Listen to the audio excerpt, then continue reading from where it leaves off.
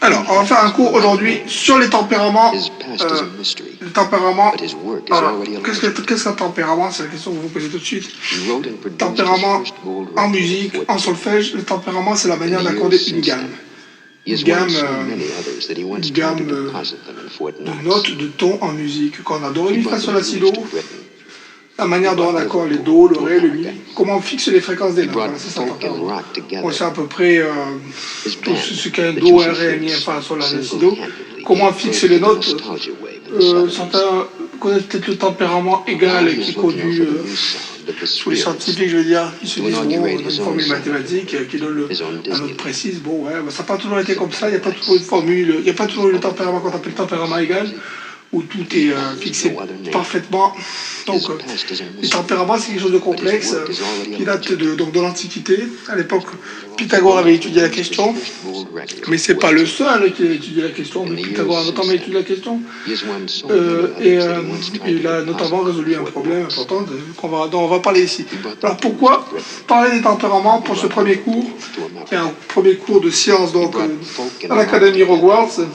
Pourquoi parler dans les tempéraments de ce premier cours? Parce que ça introduit à la fois la filière science que je vais enseigner, à la fois en mathématiques et en physique, ça introduit les deux. Et ça introduit en plus de ça la filière artistique, parce que bon, le tempérament, c'est utilisé en musique pour faire de la musique, et la musique, c'est une forme d'art. Alors, c'est donc un truc important. Pourquoi c'est important le tempérament? Alors, en science, on va se demander, parce qu'en musique, bon, vous arrivez à comprendre pourquoi ça peut être important en musique. Pourquoi les tempéraments peuvent être importants en science? Justement, en mathématiques et en physique pour des raisons différentes. En mathématiques, parce qu'on va voir que finalement, les tempéraments, ça introduit une arithmétique un petit peu étrange. Donc, c'est au niveau de l'arithmétique que ça va nous intéresser. En mathématiques, c'est au niveau arithmétique que ça va nous intéresser. Et en science, c'est plutôt pour comprendre l'onde, parce que en fait, s'il y a un truc qui est vraiment surabondant en sciences physiques, c'est bien l'onde au sens sinusoïde. Voilà, le truc là. Donc, pour mieux comprendre ça, surtout pour mieux comprendre comment on pourrait quantifier ça, ou comment on pourrait, voilà, si on cherche un jour à quantifier ce truc là, pour mieux comprendre l'onde, moi je propose d'étudier les tempéraments. Et bon, on va faire ça tout de suite, on commence. Alors, on va commencer par du solfège. Alors, quel est le principe déjà du tempérament? On va commencer par la gamme. Voilà, on va commencer par une gamme.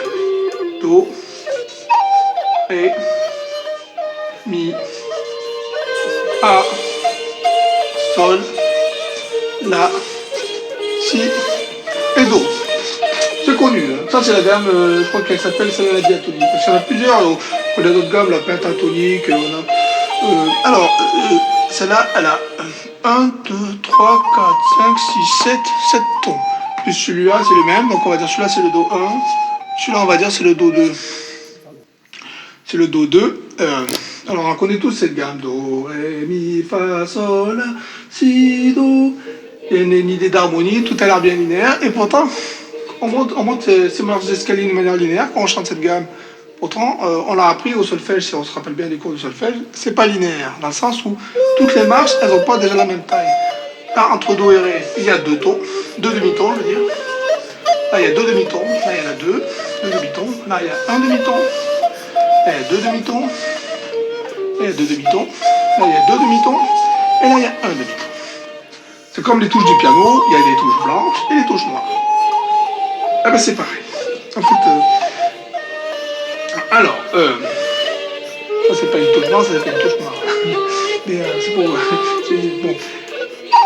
Donc, en fait... parce que là, ça c'est toutes des touches blanches au piano, il ne faut pas se tromper. Les touches noires sont entre les deux.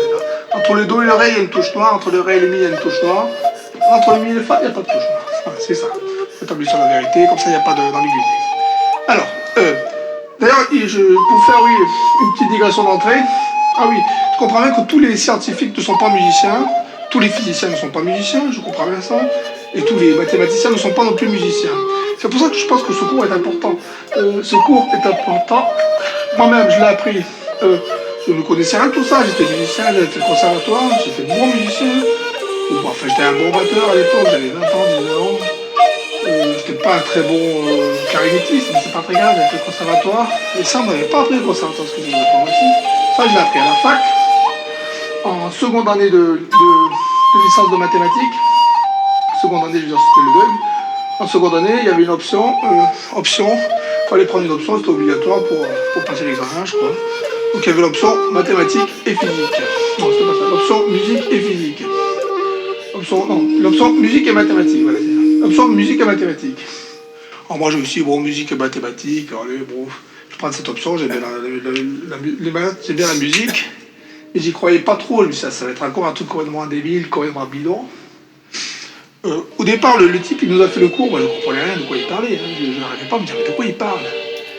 Alors que je m'y connaissais en musique, je m'y connaissais en maths, je ne voyais pas de quoi il parlait. En fait, c'est un truc vachement puissant. Et son cours était vachement bien. Et là, c'est un des cours qui m'a le plus passionné cette année-là. C'était le cours sur les tempéraments. Et c'est vachement important, faut pas croire. Donc, c'est pour ça que je vous l'enseigne. Parce qu'on me l'a enseigné, je vous l'enseigne. Je pense pas que ce soit un truc qui s'enseigne beaucoup ou souvent, ou que beaucoup de physiciens connaissent, ni beaucoup de mathématiciens, mais qui ne sont pas souvent musiciens, et peut-être qu'ils connaissent pas ça, la plupart. Et c'est étrange parce que ça peut servir à la fois aux mathématiciens et aux physiciens. C'est un vieux problème. Mais encore faut-il connaître la musique. Et voilà. Donc je vais vous l'enseigner comme ça, même si vous ne savez pas la musique, comme ça vous allez l'apprendre. Parce que même, le pire c'est que même ceux qui connaissent la musique ne savent pas ça. Voilà.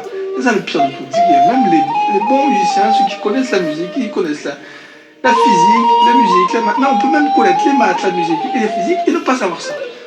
Alors que c'est probablement essentiel. Enfin selon moi, c'est essentiel. Donc je vais vous l'enseigner, donc on va commencer. On en était où? On a donc, en dehors de cette migration, on va revenir là où on était. Donc on a les cases noires et les cases blanches, c'est ce qu'on avait dit. Deux tons. Donc on voit déjà que c'est pas linéaire, c'est pas des marches linéaires. Bon, quand on le chante, on s'en rend pas compte, on a l'impression que c'est linéaire. Mais c'est pas encore ça d'importance, on s'en fout. On voit donc qu'on a une arithmétique qui est assez simple. Bon, pour passer par exemple du Do au sol, il faudra se dire combien on en fait. On en fait 7. Pourquoi? Parce que 1, 2, 3, 4, 5, 6, 7.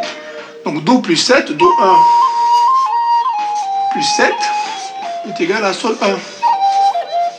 C'est le Sol 1, c'est la même gamme. 1 c'est pour une gamme. Quand on passe à 2, c'est la gamme au-dessus. Donc Do 1 plus 7 est égal à Sol 1. On va dire ça. Si on prend Mi par exemple. On va aller de Mi à La par exemple. De Mi à La c'est 5. Mi plus ça plus 5 est égal à La. On est d'accord? C'est assez simple. Genre arithmétique, on comprend bien. Alors si on étudie l'arithmétique, on verra que c'est commutatif, que bon, c'est un truc qui est assez stable. Comment dire, oui, c'est si stable par l'opération. On va pas trop. Si je prends un mi, j'ajoute un nombre entier, je vais trouver une note qui appartient à cette gamme-là. Bon, un mathématicien comprendra bien les règles de cette arithmétique-là, même un physicien, un scientifique. On apprend ça aux collégiens, bon, ça les choque pas plus que ça. Ça, c'est la gamme avec des demi-tons et des tons. Des demi-tons et des tons, hein, c'est comme les spins. Hein. Non, bon, c'est pas le spin l'idée. Mais c'est vrai que les physiciens sont toujours étonnés d'avoir des demi-spins. Pourquoi des demi-spins? Pourquoi ils ont c'est comme les musiciens, ils pourraient se dire pourquoi on ne peut pas appeler ça des tons et des doubles tons? Voilà, c'est un choix. Les spins, des demi-tons et des tons. Ben, les spins, on a des demi-spins et des spins. C'est triste. Bon, mais l'idée, c'est pas de parler du spin, là, c'est un autre sujet. Alors, quel est le principe? C'est pas ça que je vais vous enseigner. Hein. Ce n'est pas ça que je vais vous enseigner. Ça, c'est juste pour vous rappeler, ça, c'est ce que vous avez appris, ça, c'est ce que vous savez. Ça, vous le savez tous. Les demi-tons, les tons, pas. C'est pas ça que je vais vous enseigner. Ce que je vais vous enseigner, c'est les rapports harmoniques. Parce que ça, c'est juste... il faut comprendre ce rapport-là, le 1. Ça, c'est toute une arithmétique basée sur le 1. Il n'y a que le 1 qui existe. C'est comme en maths, quand on fait arithmétique additive, on a le 1, après on a le 2, et après on a le 3. Et tout est basé sur le 1. Alors 2 est égal à 1 plus 1, 3 est égal à 1 plus 1 plus 1, 4 est égal à 1 plus 1 plus 1 plus 1. Donc tout est basé sur le 1. Si on fixe le 1, tout est bon.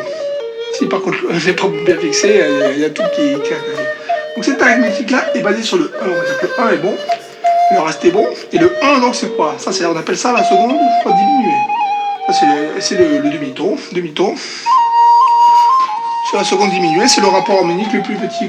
Dans cette gamme, c'est le rapport harmonique le plus petit. Donc entre Do et Ré, il y en a deux de ces rapports harmoniques. On fait ça 2 fois. Donc, c'est un rapport harmonique. Qu'est-ce qu'un rapport harmonique? Alors, dans ce cas-là, on va dire, parce que tout de suite, j'ai introduit une notion, une nouvelle notion. Rapport harmonique, qu'est-ce que c'est? Eh ben, on va dire, c'est le rapport entre telle note et telle note. Rapport harmonique. Alors, qu'est-ce que... C'est pas encore complètement clair. Là, on introduit des notes, des demi-tons, c'est quand même pas complètement clair. Alors, là, on va parler aux physiciens. Comme ça, les physiciens comprennent. On va dire une note là, par exemple, on prend le la. On va prendre le la 440 qui est célèbre. Donc on va dire le la. On va dire c'est. Qu'est-ce qu'une note alors? Une note de musique, c'est juste, on va dire une note comme ça, parfaite. Théoriquement, une note, c'est une note de musique, c'est une note parfaite qui est comme ça, voilà. Avec une fréquence qui est définie parfaitement. Je veux dire, la fréquence, bon, elle est définie parfaitement. Et là, pour le la, c'est un 440 Hz. C'est ça la fréquence. Ça, c'est la fréquence de la 440. Donc, la fréquence de la 440, c'est 440 Hz. On va dire que on peut dire que le La 1, bon, le La 1, c'est le La 440.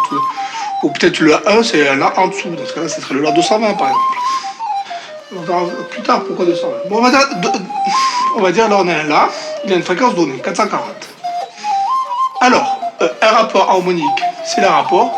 Si on prend le Fa qui est là, le Fa, il aura une fréquence lambda. Et le rapport harmonique, donc c'est le rapport entre les fréquences. Donc on a 440 c'est F1, c'est F là on va dire. Le lambda c'est F Fa. Et le rapport harmonique,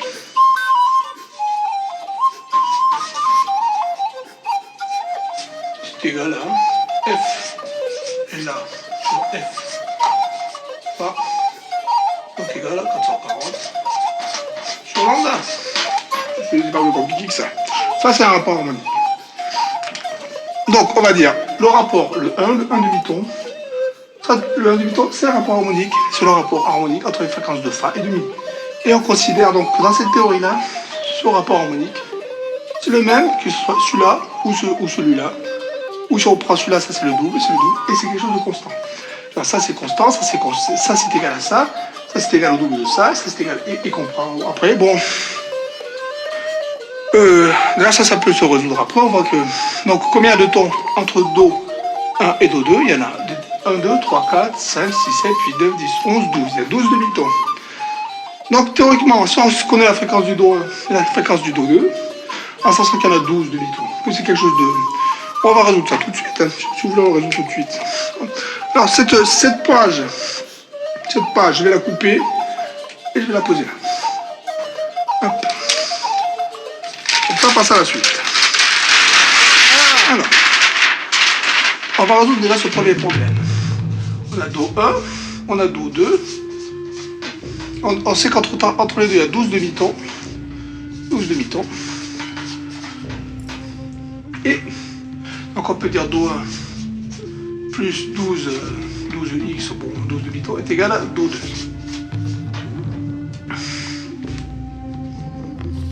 Mais ça ne suffit pas pour comprendre. Déjà, il faut comprendre quelle est la fréquence de Do 1 et la fréquence de Do 2. Alors, c'est là qu'il faut introduire tout de suite ce que c'est qu'un Do 1 et ce que c'est qu'un Do 2. Entre Do 1 et Do 2, il y a ce qu'on appelle une octave. Ça, vous le savez tous, je ne vous l'apprends pas, une octave. Bon, même si vous êtes nul à la musique, vous savez, je pense, ce que c'est qu'une octave. Et pourtant, je veux dire, c'est tellement évident, on nous l'a tellement dit, c'est d'une évidence, alors que c'est la chose la moins évidente du monde, ce que c'est qu'une octave. Ça paraît trop évident, même. Là, c'est là-dessus qu'il faut insister. Alors, un rapport d'octave, quand on chante, c'est marrant parce que la musique, elle semble faire un cycle qui se répète. Do, ré, mi, fa, sol, la, si, do. Et on retombe sur une note qui est vraiment très similaire à la première. Et là, on peut repartir refaire la même gamme. Et là, je ne vais pas le faire parce que c'est trop. On peut faire ça, hein. On peut le faire plusieurs fois. Et donc, on a l'impression que le Do 1 et le Do 2, c'est pareil. C'est une note très pareille, très similaire. Est-ce qu'il y a une raison à ça? Franchement. Est-ce qu'il y a une raison à ça? Il faudra se poser la question pourquoi le Do 1 et le Do 2 sont si similaires. Alors, si on veut savoir ce que c'est que la fréquence de Do 1, imaginons la fréquence de Do 1, c'est F. La fréquence de Do 2, et ça, je veux dire, c'est pas moi qui l'invente, je veux dire, si vous cherchez bien, si vous demandez à un bon musicien, en fait, c'est une question de psycho-acoustique, la musique, il faut comprendre. C'est à partir du moment où on chante les gammes, un musicien il va vous chanter le Do 1, bon, un Do 1 il va le choisir au hasard, vous demandez de choisir un Do2 qui soit le plus juste possible à son oreille, il va vous faire un Do2 qui aura la fréquence de 2F. La fréquence, ça sera vraiment exactement le double de Do. Voilà, c'est comme ça. Quand on est musicien, au niveau de l'acoustique de l'oreille, la note qui ressemble le plus à Do1, quand on fait la gamme, qui est la plus juste pour retomber sur les pattes, elle a un double de fréquence. Alors pourquoi 2? C'est une vraie question. Mais c'est comme ça, c'est 2. Donc la fréquence, c'est le double. Donc quand on a le La du 440, par exemple, je dis là c'était un 440. Après celui d'après, c'est 880. Et celui d'en dessous, c'est 220. Voilà, donc 440, 220 d'un côté, 880. Soit ça double et on augmente une octave, soit ça divise par 2 et ça baisse une octave. Donc une octave, c'est une fréquence double. Bon, pour l'instant, ça reste assez simple. Donc 12 demi-tons, on va résoudre ce problème. Donc c'est un rapport harmonique, on est d'accord. Donc on a un rapport harmonique qu'on va appeler le Rx, qu'on doit résoudre. Rx, on va dire, en fait, quand on fait plus 12 là, en fait c'est pas un plus 12. On fait plus 12, là, à mon avis c'est plus 12 demi-tons. D'ailleurs, c'est comme ça qu'on l'enseigne aux enfants au conservatoire. On ajoute les demi-tons, on ajoute les tons. Alors qu'en fait, bon, au niveau de la physique, c'est multiplicatif. Pourquoi? Parce que c'est un rapport harmonique. Donc on va prendre la fréquence de Do1, on le multiplie par Rx, par rapport harmonique, et on a 12 demi-tons, donc on fait ça 12 fois Rx puissance 12 est égal à F Do2. C'est tout. Donc on a F Do1 fois Rx puissance 12 est égal à F Do2. Alors on sait que F Do2 est égal à 2F Do1. Donc Rx puissance 12 est égal à 2. Donc Rx. Rx, qu'est-ce que c'est que Rx qu'on cherche? Rx, c'est juste le rapport harmonique du demi-ton. Donc de la seconde diminuée. Rapport harmonique du demi-ton est égal, Rx est égal à racine douzième de 2. Et c'est ça qui a été inventé pour le tempérament égal dont j'ai parlé au début, qui est le tempérament des synthétiseurs, de la musique électronique ou de la musique informatique. Depuis qu'on a théorisé la musique de manière mathématique, on a fixé le tempérament égal avec le demi-ton qui est égal à racine douzième de 2. Racine douzième de 2 qui est égal à environ 1,059. D'après le rapport de la puissance douzième de 2. Et Rx est égal à la puissance douzième de 2 qui est égal à environ 1,059. Alors pour l'instant ça reste assez simple. Donc la première arithmétique qui était sortie, la première arithmétique du solfège avec des demi-tons et des tons, elle est réduite. Elle est résolue là comme ça. On l'a résolue avec un tempérament égal. Tempérament égal, tous les demi-tons, paf. Et là on a un truc qui est stable. C'est stable par multiplication, division. Et c'est cohérent. Et on a tout. On a exactement, oui, 12 notes par cycle. À chaque fois qu'on arrive à 2, on a un nouveau cycle, et c'est très bien, on a toujours les mêmes notes, et on peut voir que les rapports sont... Si on prend le rapport par exemple entre un Do et un La, un Do et un La, un Do, style un Do 1 et un La 1, ben ça sera le même qu'entre un Do 3 et un La 3 par exemple. Et ce truc là, les rapports harmoniques, tous les rapports harmoniques seront stables, ce sera les mêmes, ce sera constant, il n'y aura pas trop de choses étranges. Donc ce sera une arithmétique plutôt solide qui marchera bien. Celle qu'on utilise de nos jours pour enseigner le solfège, pour apprendre la musique. On utilise le tempérament égal depuis environ. En fait, ça date du piano, je pense. Quand on arrive avec des pianos, quand ils sont arrivés avec les pianos, avec les touches, les claviers, les notes blanches et les notes noires, c'est à ce moment-là que le tempérament égal s'est probablement imposé. Surtout, en plus de ça, quand il y avait la musique dodécaphonique, donc on utilisait un maximum de notes. Donc on voulait des rapports qui soient sans transposer dans tous les sens. Donc on voulait que toutes les transpositions soient parfaites. Donc on s'est mis à faire de la musique, pas d'abord dodécaphonique, le décaphonique ça arrive après, mais d'abord chromatique, d'abord une musique très chromatique, puis dodécaphonique. Et donc on voulait que dans toutes les transpositions, on n'ait pas des choses étranges qui apparaissent au niveau des harmonies. Donc c'est à ce moment-là, vers le 19e siècle, du début du 19e siècle, puis début du 20e siècle, que c'est imposé le tempérament. Mais il ne faut pas croire que ça a toujours été ça. Ça n'a pas toujours été la règle de la musique.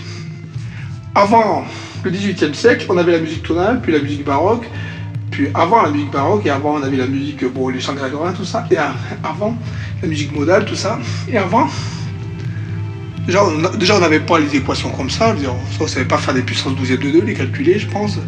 Enfin, il y en a quelques-uns qui savaient le faire, mais ce n'était pas les types qui fabriquaient les instruments. Donc, on ne faisait pas les tempéraments comme ça. Et de toute façon, on n'employait pas, même de nos jours. Il faut savoir que les chanteurs baroques, ceux qui font de la musique baroque de nos jours, n'utilisent pas ce tempérament-là. Ils utilisent des tempéraments qu'on appelle mésotoniques ou des choses comme ça, ou des gammes de Zarlino ou des choses comme ça. Donc je vais vous montrer ce que c'est tout de suite. Qu'est-ce que c'est? Alors que les autres tempéraments, qui sont très intéressants, et c'est là que se situe le vrai problème, parce que bon, ça c'est pas un problème, ça c'est assez simple. D'ailleurs, c'est ça le problème, c'est que les physiciens, musiciens, mathématiciens qui apprennent la musique, eux ils pensent que c'est ça, et que ça a toujours été ça, et c'est pour ça qu'ils souvent ils connaissent pas le problème. C'est pour ça que je veux l'enseigner ici, parce qu'ils savent pas qu'il y avait des trucs avant. Et ces trucs-là sont vachement intéressants. Alors, de quoi va-t-on parler? On revient sur notre gamme do, ré, mi, fa, sol, la, si. Do, ré, mi, fa, sol, la, si, do. On a le 2, là, on a. Et on a cette note-là, là, on la connaît toute, là, le sol. Lui, c'est un démon. En fait, c'est pas lui le vrai démon. Le vrai démon, il est entre les deux. Il est quelque part ici. On appelle le diabo aussi musical, le tritron. Lui, quand même, c'est un beau démon, le sol, parce qu'il est fort. En gros, là, on a entre Do 1 et Do 2, on a dit qu'on avait un rapport de 2. Donc, c'est un bon rapport de. Ce qui fait que ces deux notes, elles sont très similaires psychoacoustiquement. Je dis bien psycho, parce que, je veux dire, c'est nous, les hommes qui faisons de la musique. La nature, peut-être qu'elle n'a pas conscience de ça. C'est nous qui avons conscience que ces notes sont similaires. On ne sait pas si tous les animaux ont cette même conscience que ces choses sont similaires. Alors, nous, on a une idée on a l'impression que Do 1 et Do 2, c'est très similaire. C'est très pareil, d'ailleurs, on leur a donné le même nom. Si on donne le même nom aux choses, les choses sont similaires. Eh bien, le sol, c'est un peu pareil. Le sol, déjà, le sol est très similaire au Do quand on l'écoute. Et des fois, les étudiants, d'ailleurs, au conservatoire, quand ils font des dictées de notes ou qu'ils cherchent les notes, on leur sort un Do et un sol. Des fois, ils ont l'impression que c'est l'octave. Enfin, pas tous, mais ça arrive à certains. Moi, ça m'est arrivé, des fois j'ai l'impression d'entendre une octave alors que c'était une quinte. On appelle ce rapport le rapport de quinte. Le rapport de quinte, donc on a dit 7 demi-tons. Alors si on prend le calcul de tout à l'heure, on obtient donc, si on veut savoir quel est le rapport de quinte,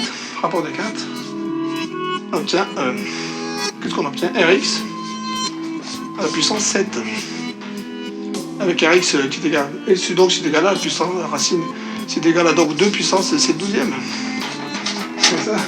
Donc on obtient, je crois, 1,499 ou 498, un truc comme ça. Je crois que c'est ça qu'on obtient. Vérifier. On obtient quelque chose de proche de 3,5. Mais ce n'est pas 3,5 qu'on obtient. Quand on utilise le tempérament, on a parlé tout à l'heure, le tempérament égal. On obtient quelque chose de très proche de 3,5, mais c'est pas 3,5. Et c'est là le problème. C'est là le problème. C'est que nous, les musiciens, ce qu'on adore, c'est que ce rapport-là entre Do et Sol à l'oreille, ça fasse 3,5. On n'aime pas trop le 1,80. Enfin, bon, on n'entend pas trop la différence, mais quand on cherche le 3,5, nous on veut 3,5. Alors, on va essayer de voir si on peut faire une arithmétique où on a à la fois un Do et un Do avec un 2, et un Do et un Sol avec 3,5. C'est la question. Et c'est la question qui se sont posées justement dans l'Antiquité, parce que en Antiquité, ça a l'air con, mais ils savaient déjà ça. On n'avait pas besoin d'avoir le Rx et tout ça, mais pour savoir que là, c'était 3,5. D'ailleurs, c'est justement Pythagore qui a pensé. Pythagore, cycle des quintes, on va voir, quinte du Do, c'est toute l'histoire qu'on va enseigner ici. Alors, le rapport de Do et Sol 3,5. Qu'est-ce que ça signifie? On y revient. Alors, qu'est-ce que déjà un rapport de 2? Tout à l'heure, on avait dit rapport 52. C'est vrai que c'est peut-être évident pour les physiciens et les mathématiciens, c'est peut-être pas évident pour les musiciens. Donc, on va montrer ce que c'est. Là, j'ai une fréquence, je vais bien la dessiner. J'ai une fréquence. Rapport de 2, regarde, c'est un truc comme ça.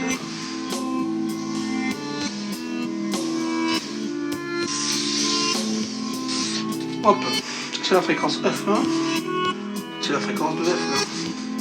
C'est un rapport de 2. Donc ici, ça c'est un Do, ça c'est Do 2. Donc c'est une fréquence en fait, bon, là c'est pas. Là théoriquement ça passe ici quoi. D'accord, ça passe au même point. C'est vraiment une fréquence double. Hein. C'est-à-dire que quand d'habitude on met une onde comme ça avec un truc comme ça, là on fait deux. On fait deux fois la chose. Eh ben, fréquence 3. Moi je dessine mal, je vais essayer de m'améliorer dans les dessins plus tard. Là-bas j'étais un bon dessinateur, je suis bon début. On va essayer. 3, il faut passer par là et là. Un rapport de. Ça c'est 3 demi. Un rapport de 3 demi, c'est comme ça. Je descends comme ça.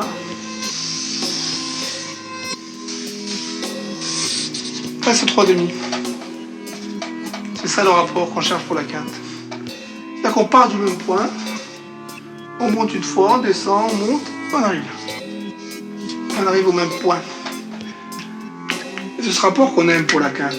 C'est ce rapport-là qu'on va. Et quand on a 1,498, ben ça veut dire qu'on tombe pas exactement au même point. On tombe un petit peu avant ou un peu après. Je ne sais pas exactement, il faut calculer. Et donc, ce qu'on souhaite pour une quinte parfaite, on appelle ça une quinte parfaite, qui est parfaitement juste, c'est un rapport de 3 demi. Alors dans ce cas-là, comment faire une arithmétique musicale où le rapport de quinte est préservé à 3 demi et le rapport d'octave à 2 parfaitement ou tout en demi. On va voir ça, on va essayer d'étudier la première.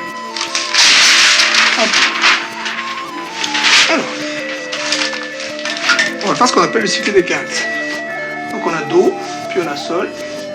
Entre Do et Sol, on a une quinte, puis Sol et Ré. On a une quinte, Ré, La, puis Mi, puis Si. Puis, on va dire, on va mettre ici, là, c'est plus simple, Fa dièse.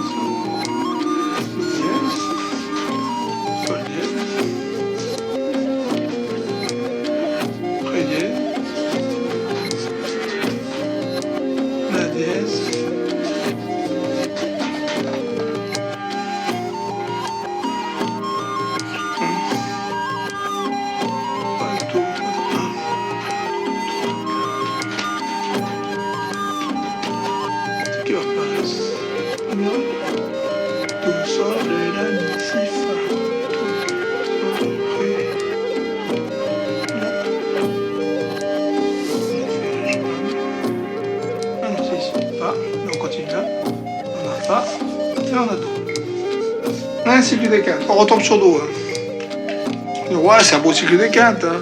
Quand vous prenez l'arithmétique précédente, vous prenez la première arithmétique qu'on avait là.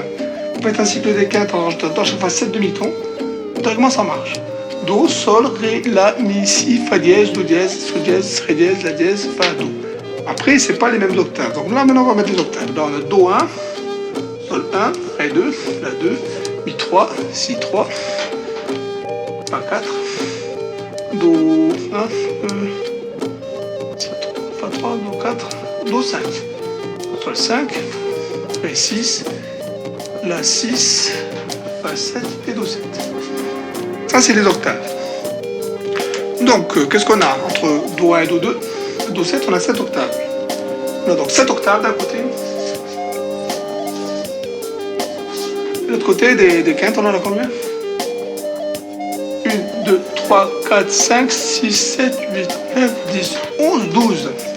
12 quintes. Donc on sait que 2 puissance 7. Ça, ce sera bon pour les octaves. Après on a le RY qu'on va l'appeler, ou RQ. Enfin le RQ. Sur le rapport énigmatique de Q, on va chercher RQ puissance 12. C'est ce qu'on cherche, qui va être égal à 2 puissance 7.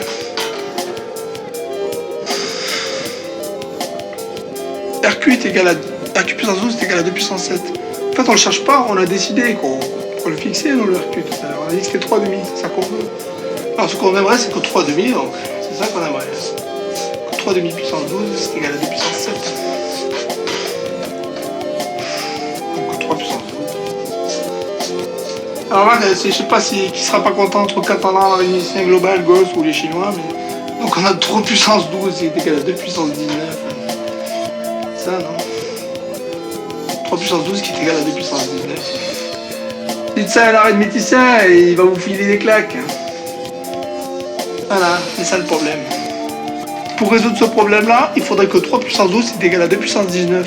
Alors un musicien, vous dites ça, pourquoi pas, j'en sais rien. Un physicien, ça m'étonnerait. Un physicien, il verra le truc, il se dira, bon, c'est pas certain qu'il y a des physiciens qui peuvent passer. Un matheux, il dit, il va vous filer des claques. 3 puissance 12 qui est égal à 2 puissance 19, c'est pas possible. Pourquoi? Ben si, déjà, si vous voulez être sûr, Vous mettez dans Excel 3 puissance 12, Excel ça suffira, je pense, à le calcul. Sinon, dans un tas, vous faites un truc, peut-être que 19, c'est un peu élevé pour Excel. Mais bon, faut essayer, sinon vous faites 3 demi puissance 12 et 2 puissance 7, ça passera peut-être avec Excel. Peut-être que vous aurez deux nombres différents. Là, deux nombres différents, là, deux nombres différents. C'est pas possible. C'est à cause de l'unicité de la décomposition en facteur premier des nombres. 3 c'est un nombre premier, 2 c'est un nombre premier. Il existe une seule décomposition possible d'un nombre en facteur premier. Là on a deux décompositions différentes parce que c'est pas les mêmes nombres premiers qui sont utilisés. Deux décompositions différentes, évidemment, c'est pas possible. Décomposition, l'unicité de la décomposition en facteur premier des nombres, c'est un truc qui a été théorisé par Gauss. Gauss, donc 18e, 19e, début, c'est un truc comme ça je crois. Le prince des mathématiques, Carl Gauss. Unicité de la décomposition en facteur premier des nombres, théorème fondamental de l'arithmétique, je crois que ça s'appelle théorème fondamental de l'arithmétique. Oui, c'est celui-là le théorème fondamental, il me semble. C'est un truc plus ancien que Gauss, les Chinois le savaient déjà, dans l'Antiquité, ils le savaient au 5e siècle après Jésus-Christ, je pense que les Chinois savaient déjà ça. Les Chinois avaient inventé, je crois que c'est au 5e siècle, peut-être au 8e siècle, ce qu'on appelle le théorème des restes chinois, qui est un truc, je veux dire que quand les Chinois ils avaient ça, les Européens, je veux dire, ils tapaient des cailloux, quoi, au 8e siècle. Non mais sans rire quoi. On se demande pourquoi les Chinois à ce moment-là ils ne sont pas allés fracasser les gueules aux Européens quand on savait ce qu'ils savaient faire. Les Chinois étaient des tueurs en arithmétique, mais à l'époque où les Européens ils étaient dupes parce que les Européens ils ont appris à faire ça au XVIIIe siècle, au XVIIe siècle avec Fermat, Gauss, alors que les Chinois ils savaient faire ça 10 siècles avant. C'est ça qui est drôle. L'arithmétique. Les Chinois ils avaient besoin du théorème des restes chinois parce que bon, dès le début en Chine s'est posé le problème du surnombre. Les armées étaient trop grandes, le nombre était trop grand, il fallait quand même calculer exactement la solde de paye de tous les soldats en fonction de s'ils avaient passé trop de nuitées. En gros c'est les frais de déplacement, tout ça. Calculer les frais de déplacement des soldats pendant la guerre. Et de telle manière que personne ne se fasse arnaquer, parce que bon, qu'on a un état de droit, qu'on a un vrai état de droit, parce que bon, sur certains cas, la Chine à cette époque-là, c'était un vrai état de droit, c'était pas une sorte de dictature ou de despotisme débile. Probablement, ils avaient besoin de respecter les engagements des soldats, de tout. Donc tout le monde devait être payé remis sur l'ongle pour éviter les émeutes. Donc il fallait que tout le monde ait sa juste paye. Et si tu veux si tu as une armée avec des tas de soldats différents, des tas de frais de déplacement différents, pour ne pas te tromper dans tous les calculs de toutes les soldes, tu devais les faire toutes un par un sans fin, c'était des calculs sans fin. Quoi. Donc ils ont inventé ce qu'on appelle le terme des restes chinois pour calculer le reste à payer. C'est un peu plus complexe que ça, mais c'est à peu près ça. Et donc pour inventer le terme des restes chinois, il faut être vachement calé en arithmétique. Vraiment. Dans le sens où nous on l'apprend en maths sup actuellement, c'est à la fac. C'est à la fac qu'on apprend ça, hein, on n'apprend pas ça au collège. Hein. Ouais. Mais il faut savoir ça, moi je vais vous donner des cours de maths. J'ai bien les digressions, je vais en faire une de plus. Cours de maths, des cours de sciences. Il faut savoir que, bon, des fois on se prend pour un cadeau, on est au lycée, on est en première, terminale, on a l'air balèze. Jusqu'à la terminale, bon, on va pas plus loin que le programme du XVIIIe siècle. En sciences physiques, bon, je parle pas de sciences physiques, je vais parler de mathématiques. En mathématiques, première terminale, on va pas plus loin que le XVIIIe siècle. Jamais. Je ne crois pas. Je ne crois pas qu'il y ait beaucoup de théorèmes qui étaient au-delà du XVIIIe siècle. XVIIIe siècle, XVIIIe, peut-être le début du XIXe, on va dire. Jusqu'au lycée. Donc quand on est lycéen, on croit qu'on est cadeau en maths, on est au XVIIIe siècle. Et quand on arrive en maths sup, ben là on apprend le 19e siècle en maths sup. Donc on croit qu'on a un cadeau en maths au sort de maths sup, on a juste appris le 19e siècle, bon, pour l'essentiel. Après, quand on fait une maîtrise de maths et de maths, on apprend le 20e siècle. Déjà le 20e siècle c'est vachement rendu. Et là on est déjà au 21e siècle, et en plus on est en 2020. La grosse siècle c'était il y a 60 ans. Donc bon, c'est ça qu'il faut les jetons un peu aux mathématiciens des fois. Faut les jetons ça, quand on y pense. Contexte c'était il y a 60 ans, en 2020. Déjà arrivé au niveau de Contexte aujourd'hui, ça serait balèze. C'est pas comme au tennis, ça ne progresse pas forcément. Hein. Peut-être qu'on a régressé un peu quand même, en termes de niveau personnel, je veux dire. Le niveau global, la connaissance s'accumule, ouais. Mais est-ce que les gens la comprennent toujours autant? Est-ce qu'on est aussi bon qu'à l'époque? Surtout en maths, hein. En physique aussi, la question peut se poser. Hein. Si on réunissait l'équipe du congrès de Solvay aujourd'hui en physique, là, si on les réunissait tous, là, bon, qu'on les formait, qu'on les mettait à jour, est-ce qu'ils seraient pas plus balèzes que nous? Est-ce qu'ils nous mettraient pas la pâtée? Probablement qu'ils nous mettraient la pâtée. Hein, alors que bon, aujourd'hui, Federer, Nadal, Djokovic, il est probable qu'ils mettent la pâtée à Agassi, Sampras, je pense. Ouais, mais en sport, je pense que ça progresse, même. Mais en science, je sais pas, il y a une forme d'exigence, je pense, qui se perd petit à petit, qui fait qu'on reste bon. Il y a toujours le meilleur. Le meilleur est toujours plus fort que les autres. Il y a toujours les bosseurs sont toujours plus bosseurs que ceux qui bossent moins. À l'époque, ils bossaient plus que nous, quand même. À l'époque, au début du 19e siècle, au début du 20e siècle, on est d'accord qu'ils bossaient plus que nous. Ils avaient autre chose à foutre que. Ils n'étaient pas sur Facebook, quoi. Ils n'étaient pas sur Twitter. À l'époque, le monde était dur. Ils avaient un tempérament, les gens. Même s'ils étaient de bonne famille, même s'ils étaient de bonne éducation, même s'ils avaient été élevés avec la cuillère d'argent dans la bouche, pour penser, bon, ils avaient quand même du tempérament. Même ceux qui étaient élevés avec une cuillère d'argent dans la bouche avaient du tempérament parce que le monde était dur. Il y avait des guerres.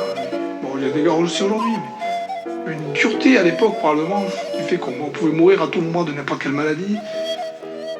Et que, bon, quand on était élève, dans une école primaire, secondaire, bon, c'était pas la farce que c'est aujourd'hui. Aujourd'hui, c'est un peu une farce quand même. Hein. Même à l'école d'ingénieur, dire, on est tous au courant, c'est une farce, c'est terrible. Il n'y a plus cette exigence qu'il y avait avant, cette dureté des choses qui fait que probablement ces gens-là avaient une aptitude au travail, une aptitude à la dureté qu'on n'a plus. Parce qu'on est devenus des fragiles, addicts au confort, et qu'on peut même pas. On est obligé de tous nous caresser dans le sens du poil sinon on se met en colère. Donc c'est vrai quoi. Les types avant, il fallait savoir, ils n'avaient pas les ordinateurs. Hein. Ils ont fait la relativité sans ordinateur. Ils ont fait, bon... ils ont inventé toutes les théories scientifiques qu'on utilise aujourd'hui, relativité, mécanique quantique, sans ordinateur, sans rien connaître de l'univers, parce qu'à l'époque, ils ne connaissaient rien du tout de l'univers. Ils n'avaient pas les trous noirs, ils n'observaient pas, ils n'avaient rien du tout. Tout dans leur tête. Parce que c'est une aptitude à penser qu'ils avaient que, probablement, on a perdu, maintenant des assistés. Des assistés intellectuels. Je ne parlerai pas au niveau économique, c'est pas mon sujet. On est des assistés intellectuels de nouveau. On est assistés par des ordinateurs, assistés par l'accès au savoir, Internet est devant nous, le paf. On se pose une question, Internet a la réponse. À l'époque, il se posait une question, ben, il fouillait, il cherchait la réponse. Alors tu te poses une question, bon, Wikipédia, voilà, t'as raison. Donc on est des assistés intellectuels de nouveau. C'est pour ça que je pense que l'équipe d'avant, ils étaient plus balèzes que nous. Pourquoi cette digression? Alors, c'était juste pour rappeler, voilà, que donc Grothendieck, 19e siècle, tout ça, ben ça c'est Antiquité, ça c'est Pythagore, ça doit être 5 siècles avant Jésus-Christ, Pythagore je crois, peut-être 1000 ans avant Jésus-Christ. Donc ça doit être 5 siècles avant Jésus-Christ. 5 siècles avant Jésus-Christ, donc ce qu'on apprend en maths sup, c'est 19e siècle. Donc bon, ouais, le savoir est immense. Et il y a beaucoup de choses à apprendre, beaucoup de choses. C'est pas parce que c'est vieux que c'est archaïque. Ça c'est super. Donc on a été où 3 puissance 12 est égal à 2 puissance 19. Théorème de décomposition, donc un facteur premier, unicité. Donc c'est impossible. Donc on va dire ça. C'est différent. C'est ça la question. Là c'est différent. 3 demi-puissance 12 est différent de 2 puissance 7. Donc cette arithmétique n'est pas possible. C'est ça que ça signifie. Et Pythagore l'a résolu. Dans le sens où Pythagore déjà savait plusieurs choses. Déjà il savait qu'entre deux doigts, déjà, alors que je demande combien il peut mesurer ça, puis combien il sait. Comment il peut mesurer des rapports de fréquence dans son époque? Bon, je sais pas. Peut-être qu'il voit les cordes vibrer, il savait. Donc là, il savait qu'entre Do 1 et Do 2, il savait qu'entre 2 octaves c'était 2, et qu'entre Do et Ré c'était 3 demi. Donc il connaissait déjà les rapports harmoniques. Je pense qu'il a dû observer des cordes qui vibrent, des cordes de guitare qui vibrent, il a mis les rapports, il s'est dit, ça, voilà. C'est comme ça qu'il a dû faire. Donc il savait qu'entre Do et Sol c'était un rapport de 3 demi, qu'entre Do et Do c'était 2, et donc Pythagore a résolu le premier, que c'était pas possible d'accorder. Donc qu'est-ce qui a été résolu? Qu'il est impossible de faire une gamme où toutes les notes sont telles que toutes les quintes sont parfaites et toutes les octaves sont parfaites. Voilà. C'est ça qui a été résolu. Si tu as 3 puissance 12 différentes de 2 puissance 19, soit toutes les quintes ne sont pas parfaites, soit toutes les octaves ne sont pas parfaites. Alors qu'est-ce qu'on préfère? Avoir des quintes parfaites ou des octaves parfaites? Bon, à l'octave, bon, on ne peut pas toucher l'octave. quinte touche 10. On peut pas toucher l'octave. Je connais pas de théorie où on touche l'octave. Je connais pas de tempérament où ils ont touché l'octave. Peut-être qu'il y en a, mais je sais pas qu'il y en a pas. Je n'ai pas entendu parler de ça. Octave, on l'avait la plus parfaite possible. Octave, c'est 2. Octave, on fixe 2. Toujours. Donc c'est le 3 qu'on bouge. Il faut bouger légèrement le 3 pour arriver à 2 puissance 19. Donc là, le 3 demi, ce qu'on fait dans le tempérament égal, on met pas 1,5, on met 1,498. C'est ce qu'on fait, je crois. C'est à peu près ça. Et là, ça tombe juste. Hein. On met pas 1,5, on met 1,1.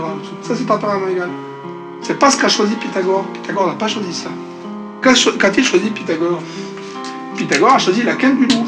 Donc il a choisi 11, 3 puissance 11. Ce qui est bon, il a 12e. C'est là, 3 demi puissance 11. Il a choisi 11 quintes parfaites. Il y en a 11 qui sont parfaites, il y en a une. Il a choisi une au hasard. On va dire celle-là. Celle-là, on s'en sert pas. Ça, c'est la quinte du loup. Celle-là, on va la mettre. Je peux pas dire la valeur de la quinte du loup, mais c'est pas 1,498. C'est un truc plus aberrant que ça. C'est la 1,460. Ça, peut-être, je sais pas. Se calcule une quinte du loup, je me rappelle plus. Donc, on calcule la quinte du loup. T'as le rapport de quinte du loup. Il a mis quelque part, on dit bon, cette quinte, on va pas l'utiliser. Là, on met la quinte du loup. Alors, c'est ce qu'ils font encore de nos jours. Quand ils utilisent des gammes comme ça, de Pythagore avec des quintes, qu'on veut utiliser la quinte du loup, on la met dans un rapport qu'on n'utilise pas trop. C'est comme ça qu'on fait. Ça, on a toutes des quintes parfaites. Les octaves parfaits. Il y a d'autres rapports. Donc, on a donc. Ça, c'est le premier rapport, Do et Sol. Do, Sol, qui est une quinte. Après, on a le rapport Do, Mi. Do, Mi, c'est la carte. Do, Mi, Do et Mi de la carte. La tierce, ça, c'est un autre rapport qui est très adoré. C'est-à-dire qu'on a Do, Mi, Sol, on a ce qu'on appelle l'accord parfait. Quand on parle d'accord, quand les gens parlent d'accord en musique, c'est juste qu'ils font Do, Mi, Sol. L'accord le plus simple, c'est le plus parfait. Tierce, quinte, Do, Mi, Sol. Et donc le Do Mi, c'est le rapport de 5 quarts, c'est 1,25. 1,25. Nous sommes que celui-là. 5 quarts. Alors, donc on a vu déjà, qu'est-ce qu'on a déjà vu? On a déjà introduit une théorie des tempéraments qui demande plusieurs choses. Déjà, on a des rapports harmoniques, on en a plusieurs, qu'on veut parfaits. 3 demi, 5 quarts. Alors qu'on dit 3 demi, bon, 3 demi. En fait, c'est 3. Hein. Là, il faut compter 5. Hein. C'est juste qu'après, on divise par l'octave pour retomber sur l'octave. Mais bon. 3 demi. Le 3 demi, là, Do, Sol. On rajoute un 2. On met Sol 2. À la place de Sol 1, on a 3. Sol 2 sur Do 1, ça fait 3. C'est la quinte. 3 demi. Alors qu'est-ce qu'on a vu? Déjà on a vu qu'en musique, les musiciens, que ce soit de nos jours ou dans le passé, toutes les gammes qu'ils utilisent, elles sont fausses. Il n'existe pas, à ce jour, de gamme musicale avec un tempérament qui fait que tous les rapports harmoniques sont justes. Alors est-ce que c'est vrai ce que je viens de dire? C'est vrai, si on définit ce que c'est qu'une justesse. Qu'est-ce qu'une justesse? Qu'est-ce qui n'est pas juste? Alors, le théoricien va dire mon rapport, le Rx que j'ai fixé tout à l'heure, là, le 1,059 du gamme temporelle, il est juste. Je considère que ça c'est juste. Et tous les rapports, ouais. Sauf qu'on a 1,498. C'est très bien que c'est pas juste. En gros, paf, on doit aller de là à là, on doit faire 3 trucs. On fait 1, 2, 3. Merde, bon, je l'ai mal fait. On recommence. Je vais sortir une nouvelle page. Cette page là-bas à côté. On sait pas bien ce qui se passe. Hein. On doit aller de là à là. On fait ça comme ça. On doit aller de là, de A à B. Pour faire le rapport juste. On descend, on monte, on descend. Et on arrive ici. C'est ça qui se passe. Hein. C'est pas un rapport juste. Toutes les gammes sont fausses. Dans le piano, toutes les gammes sont fausses. Et même pas que dans le piano, c'est-à-dire que même si je dis bon, je vais pas utiliser de tempérament égal, j'utilise celui de Pythagore, ben c'est faux. Il y a des rapports qui sont faux. Ils sont faux au sens musical, au sens psychoacoustique. Alors pourquoi c'est si important la psychoacoustique? Ah, c'est ça la vraie question. Alors maintenant, on va revenir. Donc, qu'est-ce qu'on a fait en fait? On a étudié les rapports de fréquence. Donc de l'arithmétique multiplicative. Donc ce qu'on utilise, c'est le rapport fx sur fy avec une arithmétique multiplicative. Dans le sens, c'est des rapports entiers. C'est un rapport de 3, de 2, de 5, de 4. Oui, on peut faire n'importe lequel. On utilise ça, des rapports comme ça. Le rapport fx sur fy avec cause. Et on veut obtenir des choses plus rationnelles ou entières. On a du mal à y arriver. Et donc c'est la arithmétique multiplicative. Et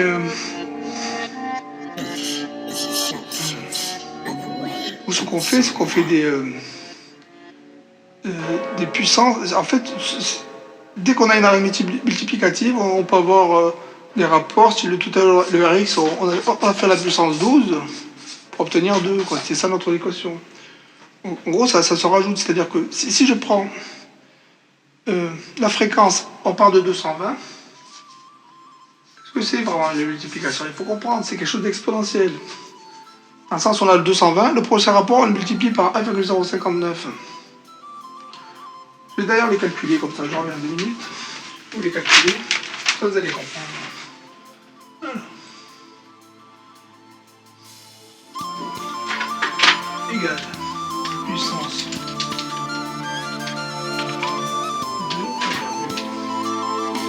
2 sur 2 égal ça.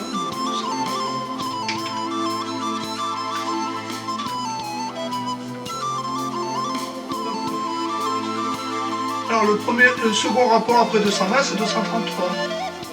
Vous voulez dire les rapports? 2 minutes, le temps que je les écris là dans l'ordinateur. Il faut que je fasse un zoom. Depuis la place là-bas.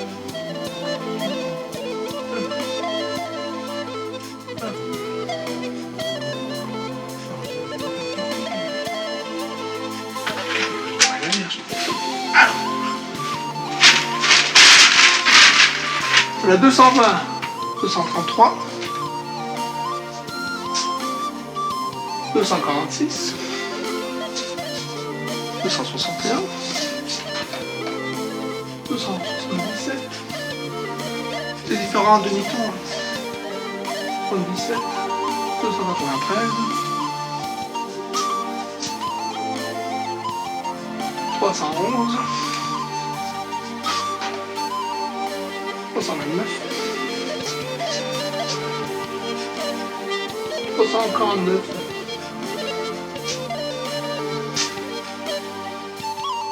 369. Oh, ça progresse pas vite l'exponentiel. C'est piégeux là. Elle est piégée l'exponentiel. Oh, ça avance pas vite là, tu vas pas vite l'exponentiel là. Oh, tu nous fais chier.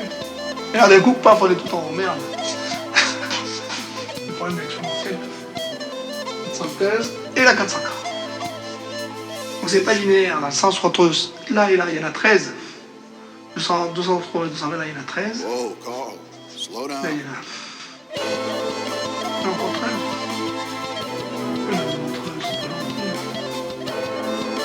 En fait, c'est presque 147. Bon, il y en a 13 là. Mais c'est qu'il y a un peu plus de 13. Le 13, c'est un peu plus. Il y en a 15. Là, il y en a 16. Entre les deux, il y en a 16.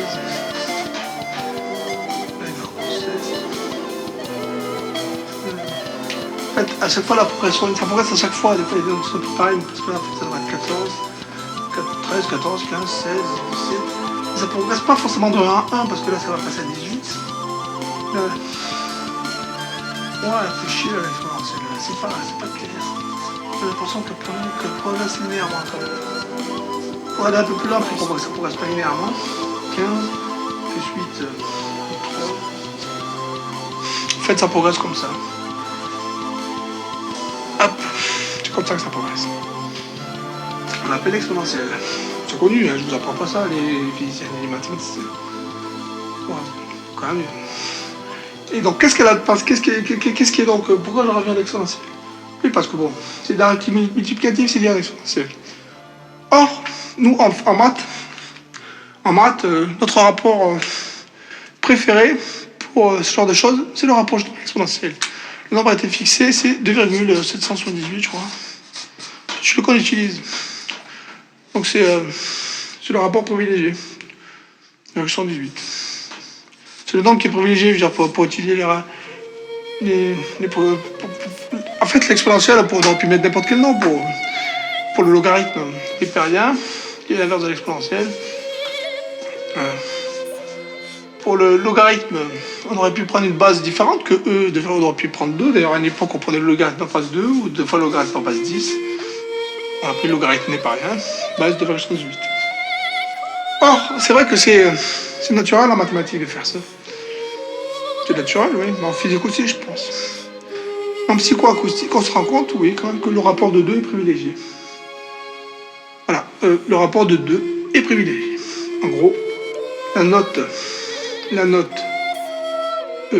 Do 1, on prend l'octave au-dessus, c'est la note qui nous paraît la plus proche du premier Do 1, donc le Do 2. Et puis le rapport entre Do 2 et Do 1, c'est pas exponentiel, c'est pas 218, c'est 2.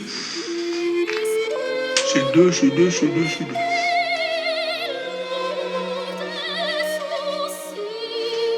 Fréquence de 2. Rapport privilégié en psychoacoustique.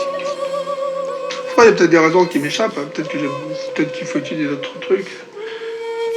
Moi, je pense qu'il y a des gens qui ont étudié ce problème, de savoir pourquoi l'octave c'est 2, pourquoi les notes nous paraissent si pareilles à l'oreille. Après, il y a des choses qui sont résolues, ou pas. Donc voilà, en physique, en maths, en musique, en art, de l'importance des tempéraments, de la théorie des tempéraments, de la théorie des rapports harmoniques. Donc, ça introduit des arithmétiques étranges. Oui, c'est comme des arithmétiques étranges, qu'on le veuille ou non, c'est des arithmétiques étranges. Une arithmétique... ça reste une arithmétique un peu bizarre. Donc, en mathématiques, on va étudier des arithmétiques un peu bizarres, surtout à base de rapports harmoniques, comme ça. Donc, moi, je vais essayer d'étudier des arithmétiques multiplicatives sur la base de rapports et de multiplication. Et je vais faire ça sera... Les cours de maths, ça sera... Je fais une obsession là-dessus un peu, je suis un peu obsessionnel, mais comme ça. Cours de maths, arithmétique multiplicative sur les rapports pour théoriser tout ce que... Alors que... On va étudier d'ailleurs quel est l'intérêt de genre de... Quelle est la particularité de ce genre de rapport, à quoi ça s'applique? Ça s'applique aux pieds en fréquence, ça s'applique bien aussi au temps, je pense. Les rapports harmoniques. Dans le temps, voilà, le temps c'est comme de la musique. La musique, psychologiquement, quand on apprend la musique, on apprend de manière additive. On ajoute les deux temps, on les ajoute. On a l'impression que ça monte, ça s'ajoute. Et c'est tout le problème de l'éducation de l'arithmétique. On éduque très mal, même les mathématiciens à l'arithmétique. On éduque très mal tout le monde à l'arithmétique. Pour tout le monde, la multiplication et l'addition, c'est deux choses complètement différentes. Des choses qui s'ajoutent, un caillou, puis un autre caillou qu'on remet dessus, puis un autre caillou, c'est additif, ça ne peut pas être multiplicatif. Et on a vu que là, on va tirer un dernier papier. On a vu qu'on a monté les paliers quand même. On a un caillou, on rajoute un caillou en arrêt, on a un caillou supplémentaire en limite. C'est des cailloux qu'on rajoute, quoi. On met des cailloux, on monte les touches du piano. Et pourtant c'est multiplicatif, on a vu que c'était des rapports multiplicatifs. Alors que bon, c'est quand même des escaliers, on les monte à part les escaliers. Quand on monte les escaliers un par un, c'est additif, non? Et pourtant c'est multiplicatif. Et c'est là que c'est important. Pourquoi par rapport au temps c'est important? Parce que le temps, on le perçoit de la même manière. Le temps, on le perçoit de manière additive. Tiens, il s'est passé une minute, une minute de plus. 30 secondes de plus, une heure. On ajoute le temps. Et le temps, c'est des durées. Et ce qu'on sait, en fait, depuis Einstein, souvent on dit le temps n'existe pas. En fait, ce qu'on veut dire, c'est que le temps, l'instant, le T0, le truc là, ici, on ne le connaît pas trop. Mais en tout cas, la durée, bon, on mesure des durées, on calcule des durées. Des durées, on les ajoute, les durées. Les durées. Des rapports. Les durées, c'est des rapports. Des rapports harmoniques. Alors, pourquoi? Qu'est-ce qui me fait penser que le temps, c'est proche de ces rapports harmoniques de fréquence? Vraiment. Qu'est-ce qui me fait vraiment penser à ça? Que le temps, ce soit plutôt multiplicatif qu'additif. Qu'est-ce qui me fait vraiment penser à ça? Au-delà du fait que bon... c'est vraiment qu'il n'y a pas de temps zéro, on est d'accord. Il n'y a pas de fréquence zéro, bon... Quand on utilise... Ce qui est intéressant dans l'arithmétique, c'est qu'on ne peut pas diviser par zéro, hein, on est d'accord. Ça ne divise pas par zéro. Bon. Pourquoi?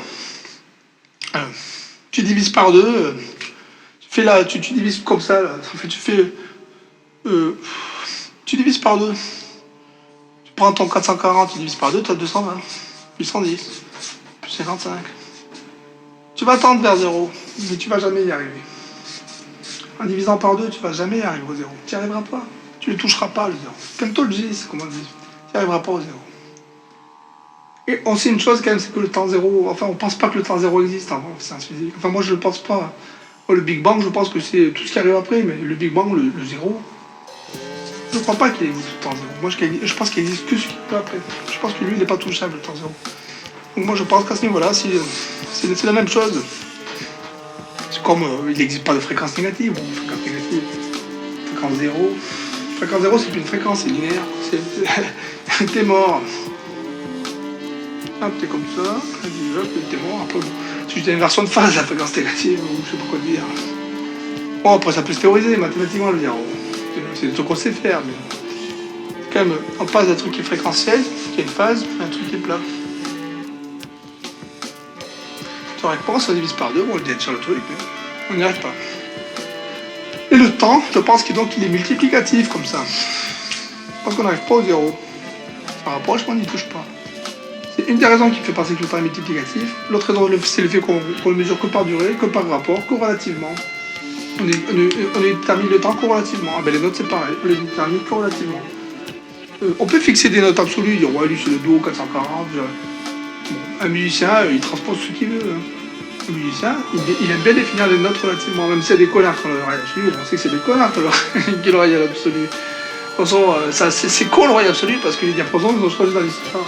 À l'époque, il y avait le La 440, mais à une autre époque, c'est le La 415. Les diapasons, ils ont bougé. On bouge les diapasons, Les diapasons, ils bougent. D'ailleurs, actuellement, c'est pas 440, le diapason. C'est 442, c'est con. Ces enfants, ils ont bougé le diapason. Pourquoi ils bougent le diapason? D'ailleurs, ils le font pas tous, mais certains, ils le font. Pourquoi on monte à 442? Pourquoi les diapasons montent? C'est de la psycho-acoustique, en fait. On va toujours... se démarquer de son prochain. Quand tout le monde joue à 440, tu te mets à jouer à 442, t'as un son plus brillant. Donc si t'es plus brillant, ah ouais c'est plus brillant. C'est comme la musique. À l'époque ils compressaient tous les sons pour que tous les sons soient plus forts. Alors on te va le CD de Nirvana, ouais il est fort. Et après bon on te va les CD de cordes, et ben le CD de cordes, le volume de sonore est 2 fois plus élevé que celui de Nirvana. Alors après t'écoutes cordes, t'écoutes plus Nirvana. Après on te sort le nouveau Slipknot, le Slipknot il a un son 3 fois plus élevé que cordes. Alors t'écoutes Slipknot plutôt que cordes quoi. C'est comme ça que ça fonctionne. Mais elles sont plus fortes, tu l'écoutes parce que psychoacoustiquement, si la musique est plus forte, elle te paraît plus jolie. Et bien pour les diapasons, c'est pareil. Psychoacoustiquement, quand tout le monde joue à 440, tout le monde joue à 442, ça a l'air d'être plus joli. Ça a l'air, c'est la psychologie. Ça a l'air que relativement. Mais quand tout le monde joue à 442, tu te rends compte que c'est pareil. C'est juste pareil. C'est juste totalement débile. C'est juste comme ça. C'est juste en comparaison. D'ailleurs, tu mets le CD de Nirvana, il suffit de monter le volume, t'as le même volume que cordes, c'est pareil. C'est corrélatif, relativement dans la galette, il y en a un qui arrache plus fort, sauf que l'autre, bon, tu montes le volume et t'arrives au même truc. Mais c'est la même chose, c'est la psychoacoustique. On définit les notes relativement. Relativement.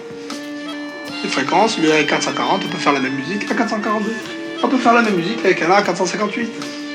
Ça écorchera les oreilles des puristes. Tu joues une musique à 440, à 458 à quelqu'un qui est habitué à 440 et qui a l'oreille absolue, il aura mal aux oreilles peut-être. Enfin, peut-être. En revanche, toutes les notes sont définies relativement les unes aux autres. Et c'est comme le temps se définit, ou les choses, ou la distance. Les mouvements se définissent relativement. Là, je parle pas vraiment de covariance générale, je parle plutôt de relative de manière galiléenne. Mais donc, alors, on verra vraiment pourquoi, les raisons, plus tard, dans les cours de physique, pourquoi je pense que le temps est multiplicatif. Mais déjà, on a résolu le problème qui fait que, on a un problème comme psychologique, qui fait qu'on pense que multiplicatif, bon, c'est des trucs, bon, 46 fois 54, bon, c'est des nombres immenses, on n'y comprend rien. On peut voir que la multiplication, ça peut être également des démarches d'escalier. C'est également, c'est quelque chose qui est proche de l'additif, on y pense, mais c'est... Et voilà. Et donc, si si le temps paraît s'additionner, ça peut quand même être multiplicatif, même s'il paraît s'additionner. Même s'il paraît s'additionner, ça peut être multiplicatif. C'est ça que je veux dire. Et dans les notes de musique, donc, elles paraissent s'additionner, elles sont multiplicatives, mais normalement, on a réduit la multiplication de telle manière à ce que ce soit très simple. On a une arithmétique où on a un seul. C'est comme si on avait une arithmétique où on avait un seul nombre premier. C'est ça qu'ils ont fait pour la musique. Ils ont fait une musique avec une arithmétique où il y a un seul nombre premier. Alors c'est simple. C'est comme si tu n'avais que 2. 2, 4, 8, 16. Bon là, ils ont pris racine douzième de 2. On fait une arithmétique où il y a un seul nombre premier. Si on fait une arithmétique où il y a un seul nombre premier, ça reste une arithmétique multiplicative qui est très proche de l'additive. Donc on va voir des arithmétiques avec un nombre premier, deux nombres premiers, plusieurs nombres premiers. Voir ce que ça donne. Donc on veut déjà étudier l'arithmétique avec 2 et 3 demi, non? Bon, où ça mène? On va étudier l'arithmétique où il y a 2 et 3 demi, bon, où ça mène. Puis celle où les autres arithmétiques. Celle où il y a 2 et 3 demi, par exemple. Cours de mathématiques pour les arithmétiques avec plusieurs rapports harmoniques. Bon allez, ça suffira, le cours est assez long. Ciao!